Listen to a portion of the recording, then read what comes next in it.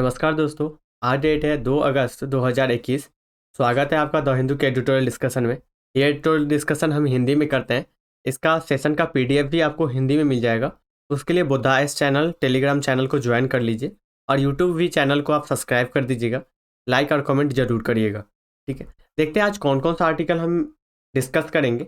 हम हिंदू के जो इंपॉर्टेंट आर्टिकल होते हैं उसको डिस्कस करते हैं। आज हम जो आर्टिकल डिस्कस करेंगे वो पूर्वोत्तर राज्यों से रिलेटेड है कि उनमें जो आंतरिक मुद्दा है, ठीक है, पूर्वोत्तर राज्यों में आंतरिक सीमा को लेकर जो विवाद चलती है, जो हाल ही में आपने असम और मिजोरम के रूप में देखा है, किस तरह से इन दोनों की सेना और दोनों की पुलिस आपस में टकरा गई थी। ठीक है, तो इससे रिलेटेड है। दूसरा है कि अफगानिस्तान और उनके एशिया, ठीक है, अफगानिस्तान में मध्य एशिया को रिलेटेड है। मध्य एशिया किस तरह से रोल अपना अदा कर सकता है अफगानिस्तान के इशू पे। राइट, तो पहला आर्टिकल स्टार्ट करते हैं। पहला आर्टिकल आप पूर्वोत्तर राज्यों के आंतरिक सीमा विवाद से लिंक कर सकते हैं। इसको आप जीएस पेपर 2 के संघवाद से रिलेट कर सकते हैं। संदर्भ क्या है? संदर्भ इसमें है कि हाल ही में सीमा विवाद किसके बीच में हुआ था? असम और मिजोरम के बीच में। इनके दोनों के जो पुलिस बल थे वो आपस में, उनके बीच में विवाद हो गया। ये विवाद जो आरंभ हुआ, इसका आरंभ का कारण ये था कि जो असम की जो चौकी बनी थी, ठीक है, मिजोरम के द्वारा बताया गया था कि ये विवादित जगह पे है, ये मिजोरम के क्षेत्र में बनाया गया है, उससे रिलेटेड था। ठीक है, तो इसमें ये बताया गया कि असम की जो चौकी थी उसके लिए आपत्ति जताई गई और दोनों के विवाद, पुलिसों के बीच में विवाद हो गए। तो आपने देखा होगा कि असम के जो पुलिस है उनको बहुत ज़्यादा हानियाँ हुआ, एक कितने को गोली भी लग गया।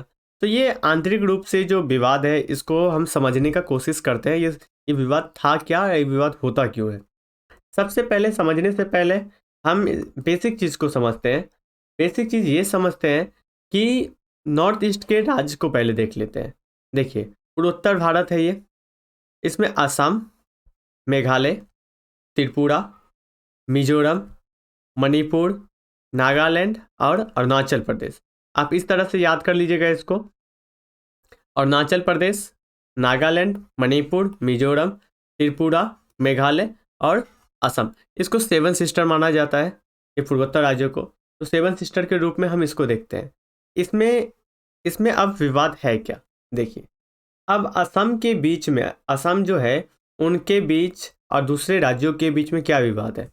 असम के जो अंतर्राज्यीय सीमा विवाद है, सबसे पहले हम देखते हैं इस सीमा विवाद में असम और मिजोरम के बीच में जो घटना सामने आई थी।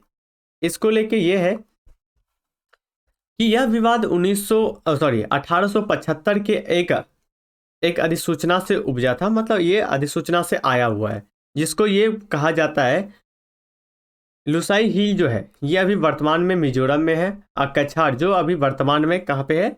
असम के अंदर है। ये मैदानी इलाके को अलग करता है। ठीक है, इन दोनों के बीच का जो वो है सीमा है, इसको अलग करता है ये क्षेत्र। ओके, तो इसमें ये बताया गया है कि फिर दूसरा ये है कि ये किसके अनुसार से था? 1875 के हिसाब से था। ये अब क्या है? ये अब 1973 के आधार पे है। 73 के आधार पे ये है कि लुइस हिल जो है, जो मिजोरम में है और मणिपुर के बीच ये विवाद सीमांकन करता था। ओके, अब देखते हैं नेक्स्ट। मिजोरम का मानना है कि मिजोरम का जो मानना है कि सीमा का जो सीमांकन होना चाहिए वो 1875 के जो अधिसूचना है उसके आधार पे किया जाना चाहिए था। ठीक, जिसमें ये कहा गया है कि बंगाल एसोसिएशन फ्रंटियर रेगुलेशन जो था 1873, इसको लागू किया गया था कब? 1875 में। इसके आधार पे ये सीमा को बांटने की ज़रूरत है, सीमा का निर्धारण करने की ज़रूरत है। असम जो है, असम ये सीमा का निर्धारण मानती है 1973। देख सकते हैं विवाद का कारण क्या है। ये विवाद का कारण ये है कि ये मान रहे हैं 1875 का सीमांकन, ये अधिसूचना का, ये मान रहे हैं 1933 के जो अधिसूचना है उनके अनुसार से। मिजोरम में जो वो है, मिजोरम इसके 1933 वाले को खारिज करता है। इनका खारिज करने का रीज़न ये है कि जब ये अधिसूचना बनाया गया था तो उनके पूर्वजों के द्वारा कोई सलाह नहीं लिया गया था, इसलिए ये बोलते हैं कि ये तो निर्धार है, इसको हम मानेंगे ही नहीं, क्योंकि आपने मेरे से पूछा ही नहीं। मेरे से पूछे बगैर आपने जिस अधिसूचना को बनाया गया उस अधिसूचना को हम कैसे मानेंगे? इसलिए किसको मान रहे हैं? 1875 वाले को। ओके, ये इशू यहाँ पे है। राइट। नेक्स्ट देखते हैं, दूसरा जो है वो दूसरा है असम और नागालैंड के बीच। असम और नागालैंड के बीच में है। इसमें 1960 में एक 16 सूत्रीय समझौता था, ठीक है, जिसके कारण नागालैंड का निर्माण हुआ था। इसमें यह बताया जाता है कि नागा जो क्षेत्र है, ठीक है, नागा क्षेत्र को बहाली करना, उनको शामिल किया गया था। जो 1826 में ये अंग्रेजों के साथ जो असम का कब्जा किया गया था और ये पहाड़ी जो थे नागा पहाड़ी, इसमें हस्तांतरित कर दिया गया था। ये उस समय का विवाद है। तो ये जो है ना, ये 16 सूत्रीय मांग है, इनको करने के लिए सरकार जोर देती है कि ये 16 सूत्रीय मांग को लेकर जिस आधार पे मुझे बांटा गया था, उस आधार ही पे आपको लागू करना चाहिए। इस तरह से ये विवाद है। उसके बाद असम और मेघालय में क्या विवाद है? असम और मेघालय में 1971 में असम का पुनर्गठन अधिनियम की चुनौती देती है, ठीक है, जिसमें यह दावा किया गया है कि असम का जो कार्बी कार्बी का जो है जिला, उसमें जो दो ब्लॉक है, ठीक है, कार्बी आंगलोंग के जो 2 ब्लॉक है, उसको बताया जाता है कि यह किसका भाग है? ये असम का पार्ट है। ये अभी किसका था? ये असम का पार्ट है, लेकिन ये मेघालय के हिसाब से मेघालय बताते हैं कि ये मेघालय का पार्ट है। जो खासी और जयंतिया जो हिल है, पहाड़ी है, वहाँ पे ये तात्कालिक रूप से ये बताया जाता है। तो हमने देखा कि असम और मिजोरम के बीच में क्या विवाद है, असम और नागालैंड के बीच में क्या विवाद है, अब असम और मेघालय के बीच में क्या विवाद है। अब देखते हैं पूर्वोत्तर भारत में एक कॉमन रूप से देखते हैं कि विवाद का कारण क्या है, विवाद जारी, सीमा व आंतरिक विवाद जारी होता क्यों है, ये कॉमन रूप से देखते हैं। अभी हमने अलग अलग देखा। सबसे बड़ी चीज है कानूनों का बहुलता। इस क्षेत्र में क्या है कि बहुत सारे नियम है, कानून है। कैसे? आपने देखा कि मिजोरम मानता है 1875 वाला और असम मान रहा है 1833 वाला। यदि इसके बीच में यदि एक ही कोई नियम रहता तो ये सभी एक नियम के मानने के लिए राजी होते, लेकिन यहाँ पे क्या है, अलग अलग नियम है, जहाँ पे अलग अलग, इनके बीच में परंपरा अलग है, रीति रिवाज अलग अलग है, जिसको शामिल किया जाता है। इस क्षेत्र को जो बांटने का, इस क्षेत्र को सीमा विवाद सिंपल नहीं है। आप दूसरे क्षेत्रों में जिस तरह से सीमा विवाद को निपटाया जाता है, इस क्षेत्र में वैसे नहीं निपटाया जाता है, क्योंकि उनकी रीति रिवाज, इनकी भौगोलिक जो क्षेत्र है, उनके आधार पर इनको बहुत सारे बहुलता है इनमें, ठीक है।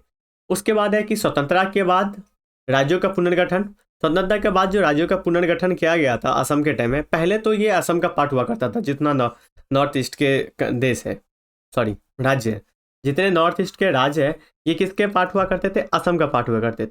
लेकिन जैसे जैसे आगे आया आज़ादी के बाद, तो ये राज्य अलग होना स्टार्ट हो गए। इस तरह से स्टार्ट हो गए कि देखिए 1973 में नागालैंड राज्य का पुनर्दर्जा मिला गया, नागालैंड मिला। 1971 में मेघालय, त्रिपुरा और मिजोरम, और 1987 में अरुणाचल प्रदेश और मिजोरम राज्य का दर्जा मिला। जिस तरह से राज्य की बंटवारा हुई, उसी आधार पे इसकी विवाद भी चालू हो गया इनकी सीमा के बीच में। उसके बाद है संवैधानिक समाधान बनाम ऐतिहासिक आधार। एक चीज ये माना जाता है कि संवैधानिक जो संविधान एक ने सर्वोच्च न्यायालय ने एक बार असम में ये बनाए थे कि सीमा आयोग बनाया गया था, लेकिन ये सीमा आयोग जिस तरफ से इन्होंने जो फैसला देते हैं, उनको मानने के लिए लोग तैयार नहीं है। ये मानने के लिए इसलिए तैयार नहीं है क्योंकि ये मानते हैं कि इनकी जो होना चाहिए प्रक्रिया, और एक तो बहुत ज़्यादा ऐतिहासिक रूप से सीमा है, ठीक है, और सारी चीज़ें चिपकी हुई है। तो इसलिए इनके बीच में ये जो संविधान है, इसके ऐतिहासिक है, ओके।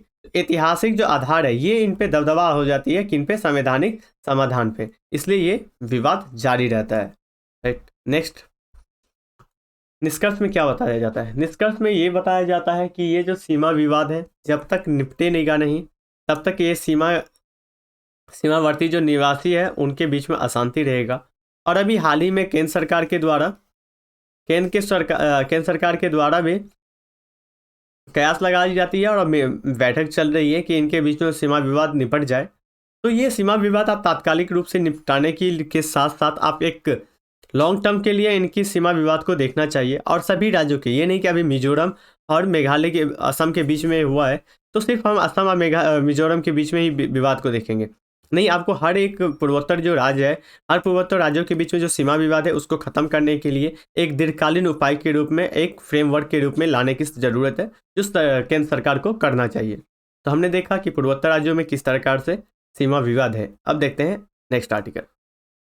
नेक्स्ट आर्टिकल जो है यह है कि अफगानिस्तान में एशिया को, अफगानिस्तान जो है उसमें मध्य एशिया को किस तरह से भाग ले रही है, इसको आप जीएस पेपर 2 के अंतर्राष्ट्रीय संबंध से लिंक कर सकते हैं। संदर्भ क्या है? संदर्भ ये है कि हाल ही में जिस प्रकार से यूएसए, अमेरिका अपनी अपनी सेना की वापसी करना स्टार्ट किया, वैसे ही अफगानिस्तान में तालिबान अपना दबदबा या अपना शक्ति का विस्तार करना स्टार्ट कर दिया गया। इस शक्तियों के बीच में आप ये कयास लगाई जाती है कि मध्य एशिया का भूमिका क्या होगा इसमें। सबसे पहले हम देखते हैं कि मैप। ओके, हमें ये नहीं पता होता एशिया, मध्य एशिया, और हमें ये नहीं पता होता कि ये मध्य एशिया है कहाँ, एशिया है क्या। देखिए, एक तो भारत किस में आता है, साउथ एशिया कंट्री। तो साउथ एशिया कंट्री में आप पाकिस्तान को देख लीजिएगा, भारत को देख लीजिएगा, इनको। उसके बाद ईस्ट एशिया इधर है, सेंट्रल एशिया ये है, मध्य एशिया ये रहा। ये वेस्ट एशिया है, गल्फ कंट्री वाले जितने खाड़ी देश है ये। साउथ एशिया ये है, साउथ वेस्ट एशिया ये वाला है। ओके, और ये नॉर्थ एशिया है, नॉर्थ एशिया ये है। ये सीमा विवाद है। तो ये अभी बात हम करेंगे ये, और यहाँ पे जो लगता है कौन, इसका सीमा लगता है अफगानिस्तान का, इसका। ओके, अब इसमें देखिए राइटर के द्वारा ये बताया जाता है कि मध्य एशिया पड़ोसी देशों के साथ घटना। अब किस तरह से मध्य एशिया देशों के लिए अफगानिस्तान आवश्यक है। अब देखिए, महासागर से, समुद्र से यदि मध्य एशिया को जोड़ना है तो अफगानिस्तान का सबसे बड़ा रोल है। अफगानिस्तान के होते हुए भी आप मध्य एशिया में पहुंच सकते हैं। तो ये पहला है कि इसकी समृद्धि के लिए, मतलब इस देशों के विकास के लिए आपको ट्रांसपोर्ट की ज़रूरत होती है। एक देशों से दूसरे देश से हम वैश्वीकरण से निपट रहे हैं, वैश्वीकरण से जी रहे हैं। तो एक देशों से दूसरे देशों में व्यापार के लिए अभी के टाइम में सबसे ज़्यादा जो उपयोगी माना जाता है वो जल मार्ग माना जाता है। तो यदि कि इस देश को, मध्य एशियाई देश को करना है, तो केवल ये अफगानिस्तान के मध्य से होते हुए इनकी नज़दीक होती है, जो हिंद महासागर तक पहुँचते हैं। पहला पॉइंट। दूसरा पॉइंट ये कि तालिबान के समर्थन की आवश्यकता है। इस क्षेत्रों में यदि इनको मध्य एशिया देशों के साथ ट्रेड करना है, व्यापार करना है, तो तालिबान अब इतना ज़्यादा शक्तिशाली हो गई है कि अब इनको क्या करने की ज़रूरत है कि तालिबान से भी बात करने की ज़रूरत है, तालिबान से मिलके। और तालिबान से बात करने के लिए क्या करना पड़ेगा, इनको पाकिस्तान के समूह में जो है उनका समर्थन किया जाना चाहिए। ओके, जिसके आधार पे ही इसकी तालिबान के साथ बातचीत और मध्यस्थता का सबसे आगे ले जा सकता है कौन, पाकिस्तान। तो पाकिस्तान की जो ग्रुप है आकाओ को समर्थन देना पड़ेगा, राइट। उसके बाद है चीन के साथ संरेखन।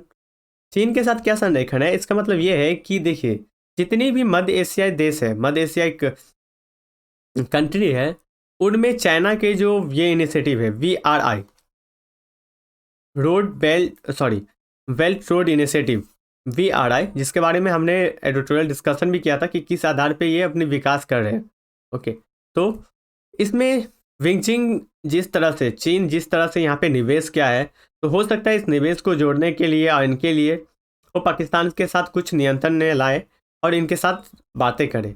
उसके बाद लास्ट जो पॉइंट बताया जाता है, उपभोग में देखा गया है कि अफगानिस्तान के संबंध में 5 एशियाई जो देश है उस और साथ में भारत सबसे ज़्यादा कूटनीतिक प्रयास कर रहे हैं कि इस स्थिति में इस देश में शांति बहाल किया जाए और जो जैसे सरकार चली है वो स्मूथली फिर से संतुलन बन जाए। ओके, ये प्रयास किया जा रहा है मध्य एशियाई देशों के द्वारा और साथ साथ भारत के द्वारा भी। अब इसमें भारत का दृष्टिकोण क्या है, भारत क्या प्रॉब्लम है। इसके बाद भारत का ये प्रॉब्लम है, भारत और मध्य एशिया का साथ चिंता, मतलब एक साथ चिंता ये होती है कि यदि इस देश में, अफगानिस्तान में, ठीक है, तालिबान अपना दबदबा बढ़ाते रहे और साथ में पाकिस्तान के निर्देशित होता रहे, पाकिस्तान उसमें साथ देते रहे, तो हो सकता है आने वाले टाइम में सीमा पे लड़ाई भी हो सकती है, उसकी चिंता है।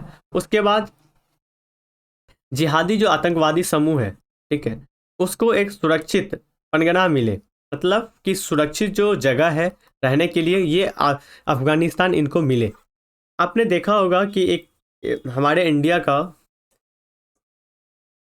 प्लेन को हाईजैक करके कहाँ पे उतारा गया था, अफगानिस्तान में उतारा गया था।